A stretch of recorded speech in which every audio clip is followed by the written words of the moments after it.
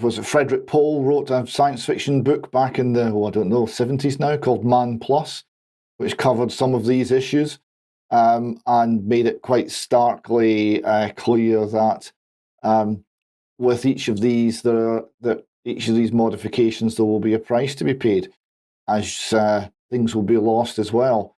The lack of any proper discussion over this, the fact that it's been rolled out without much debate in Parliament in the case of the in case of the bill, without any debate in Parliament in the case of modifying soldiers, is deeply worrying. That there seems to be an agenda here, again pushing things forward on a path that the British people hasn't chosen, our Parliament, such as it is, hasn't chosen, and that is largely being done in the dark. Indeed. Well, Mark, we're going to come on to cities in a second, so if I can welcome you to the show just before we cover cities and urban, the U7, Urban 7 group. Have you got any thoughts on the genetic modification topic we just covered? Oh, yeah, a little bit. You know, it has all the smell and taste of private companies pushing this, seeking extreme market advantage, whether it's the modification of crops or livestock or people. And like David said, Parliament basically being absent here in terms of determining how to do this or if to do this in conjunction with the British voters and the people themselves. It has all the makings of private companies pushing their agenda with all their might, getting the government to work for them and not work for the people. And that's our new constituency is faceless corporations, your Pfizers of the world, et cetera, et cetera. And so they're jockeying for position to create, huge new avenues by which to make enormous sums of money. And whether it actually benefits society or not is at best a secondary consideration. Yes. Okay. Well, let's come on to the U7. Now, this is an organization, Mark, that almost I certainly hadn't heard of it until yesterday, but let's hear about this. Yeah, when I was preparing the AV thing and I had the slides just about done, I found this late in the game. And the gentleman producing the show that helped produce the show plugged one slide in for me. And I was quite surprised myself. The U7 is the Urban 7, and they're in conjunction literally with the G7, the group of nations.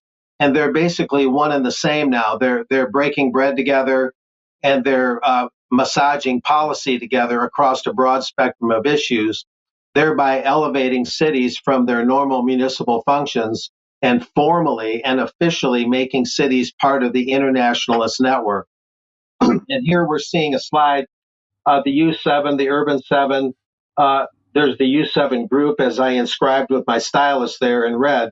City networks, in their role as speakers for cities and municipalities, constitute the central actors of the U7 or Urban 7 process. The U7 group, together with national associations of cities and network partners, that involves a lot of private actors, ensures that all G7 countries and the local governments are therefore represented in the U7 process. The U7 Secretariat, the U7 group is chaired by the U7 Secretariat, consisting of the Local Governments for Sustainability Organization and the Global Parliament of Mayors, there they are, as well as the city association from the country leading the G7 that year. In 2023, it was Japan, a Japanese association. Moving on from there, since its launch in 2021, get this, by Core Cities UK, the G7, Urban 7, or U7 advocates for a continuous dialogue between the G7 nations and municipal actors represented by these national associations and supported by international city networks. So Core Cities UK actually sired this. They actually gave birth to this U7 group.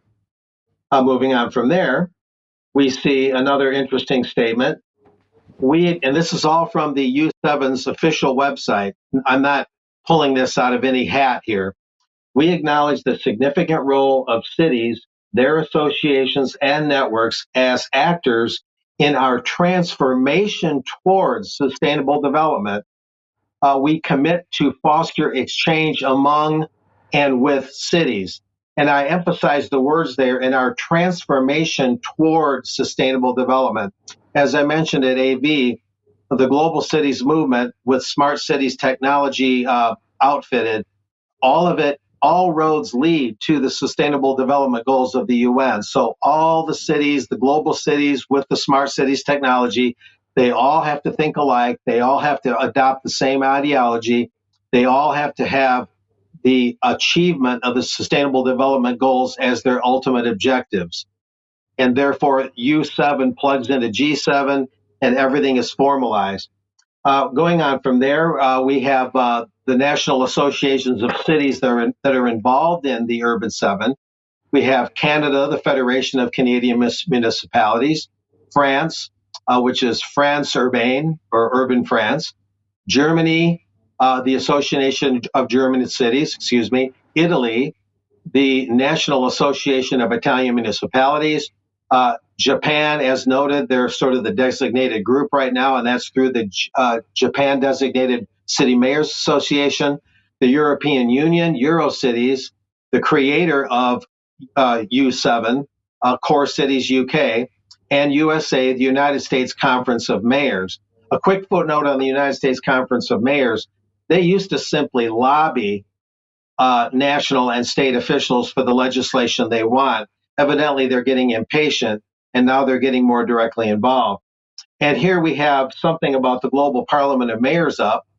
And the Global Parliament of Mayors is one of the key cornerstones of this whole U7 operation. The Global Parliament of Mayors is a governance body.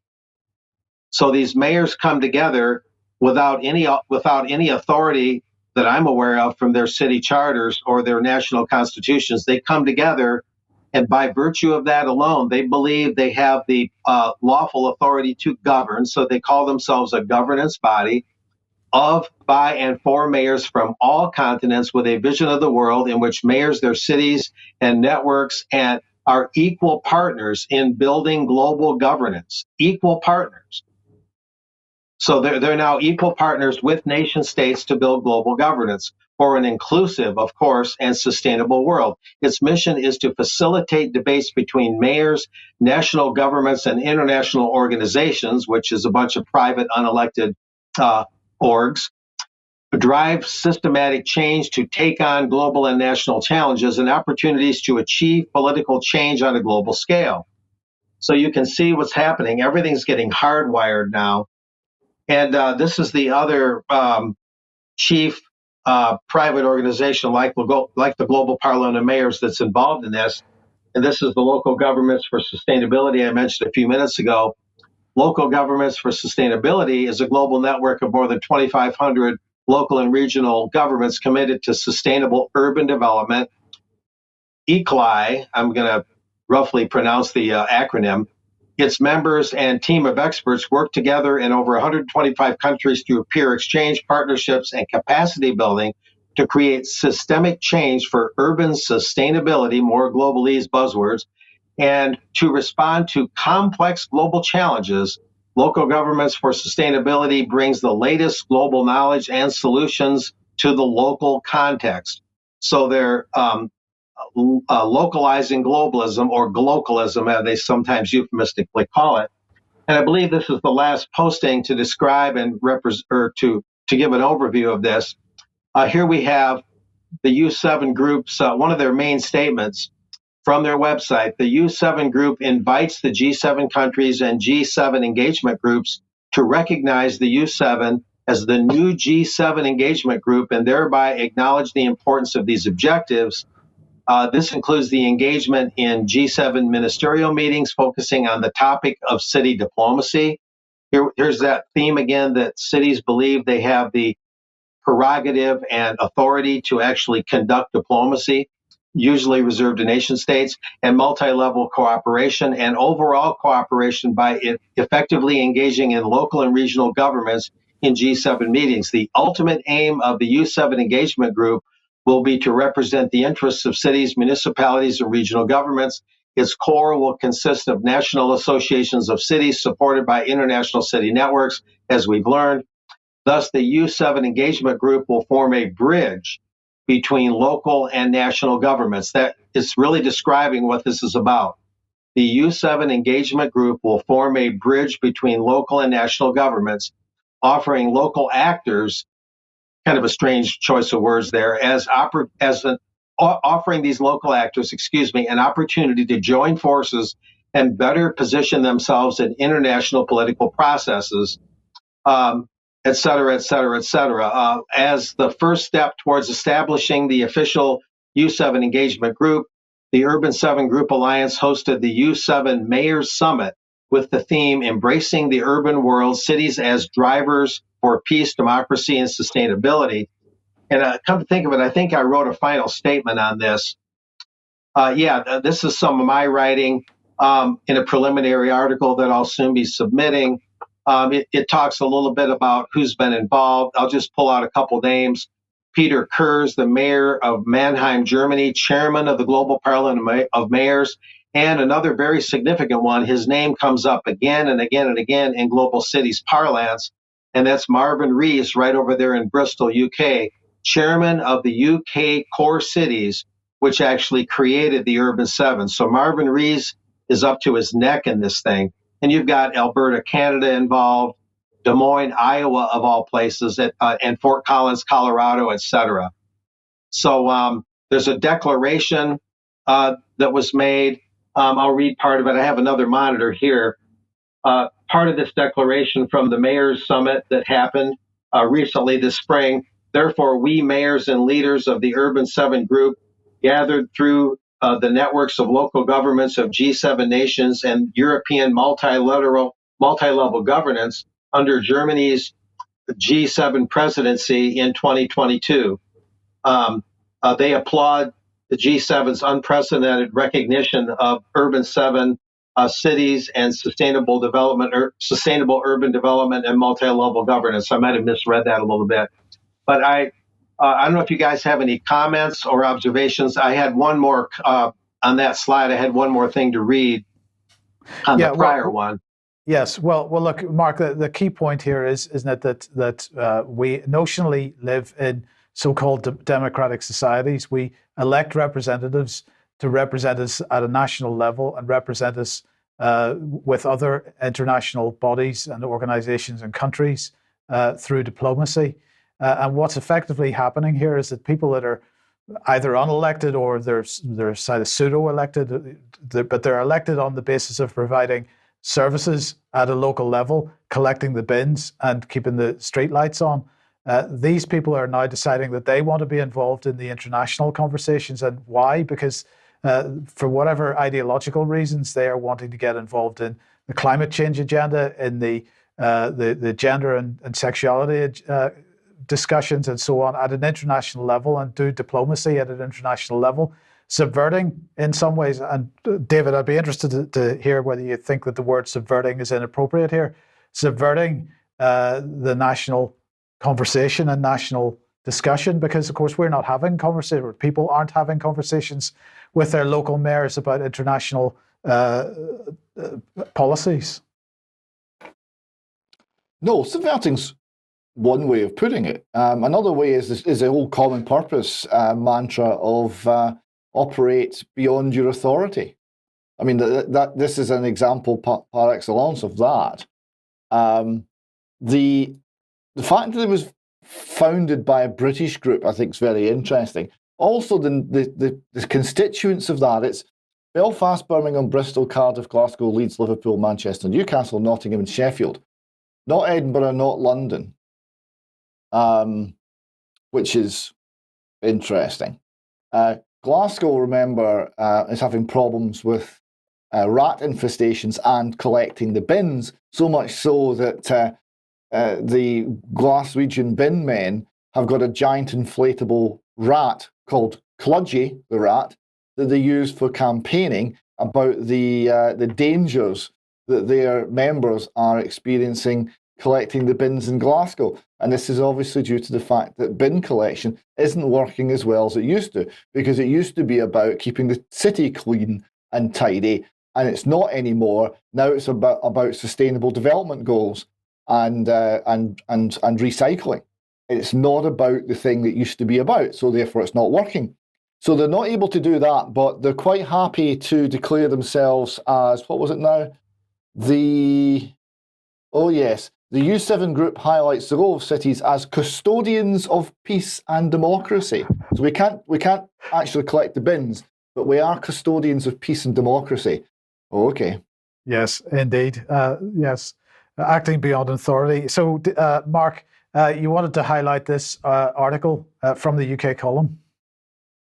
Yeah, this is another thing I didn't get in the AV yesterday, but this is an article I've had posted a while. It goes back to the Global Cities meetings of a year or two ago, a couple of years ago. COVID injections, tip of the spear for Global Cities' militant pursuit of equity. And the Global Cities, of course, and here's Gillian Tett showed on this slide of the Financial Times, this collaborator with the Global Cities movement. We're living in a post-national world, and everything we've talked about here today and yesterday is certainly bearing that out. And with COVID, they felt it was an extreme injustice if some country or some minority within a country didn't get all the jabs that they deserve, completely ignoring adverse effects of these jabs. So, yeah, this is really driving home what we've been covering for several years here on Global Cities. Yeah. And I wasn't totally aware that they're actually abandoning their general responsibilities as municipal officials, that the bins are not being cleaned, that there's maybe larger rat infestations and so on and so forth. So yes, they're even jettisoning, abandoning, that is, their actual sworn duties and pursuing authority that they really don't have. And that's actually the definition of tyranny. The exercise of power without authority is a pretty tidy definition of tyranny. Yes. Okay. Brilliant. Thank you, Mark. Okay. If you like what the UK column does, you'd like to support us, please head over to community.ukcolumn.org. There are options to help us out there. You can pick something up at the UK column shop, which is shop.ukcolumn.org. But please do share anything that you find on the various platforms, including the main website, which is just ukcolumn.org or ukcolumnextracts.co.uk.